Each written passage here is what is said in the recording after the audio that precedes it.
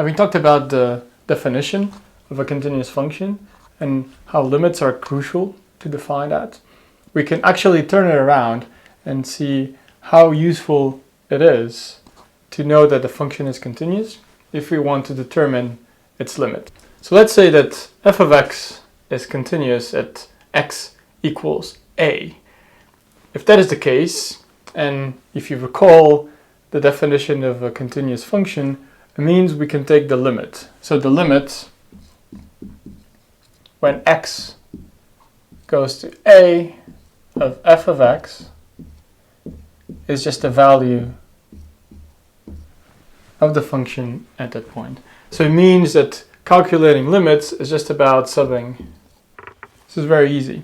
So in lecture notes, there's an example, very simple example, of saying f of x is cos of x. Now if you want to take the limit when x goes to 0 of cos of x, because trigonometric functions like the cosine are continuous at any point, it is also continuous when x goes to 0, which means you can sub in and that should give you the value. So that's cos of 0, which is 1.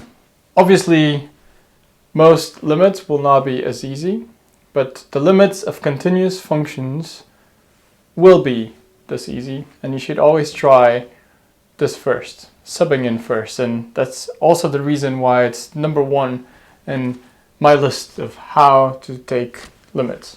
In addition, there are limits that are worth knowing or remembering, such as the limit that the exponential e to the power of x tends to when x goes to plus infinity, which is plus infinity, or the value that e to the power of x tends to when x goes to minus infinity, which is 0.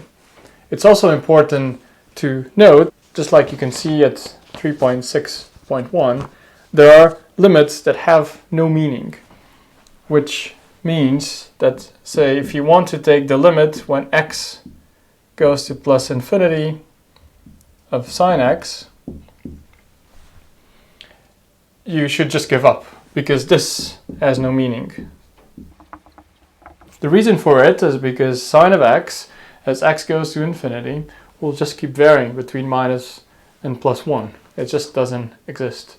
But an important point is, even though the limit on itself has no meaning, whenever you combine sine of x with something else, that limit may exist and be very well defined. So remember that.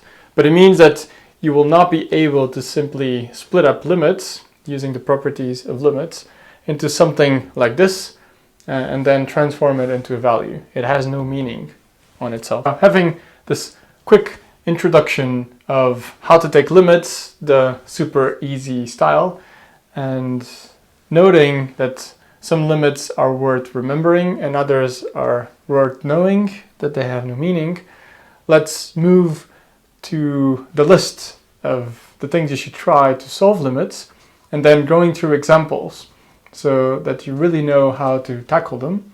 And I would encourage you to check the lecture notes, not only the first examples, but also the supplementary solved problems that are available, so that you can test your understanding of how to implement the different techniques and how to solve limits.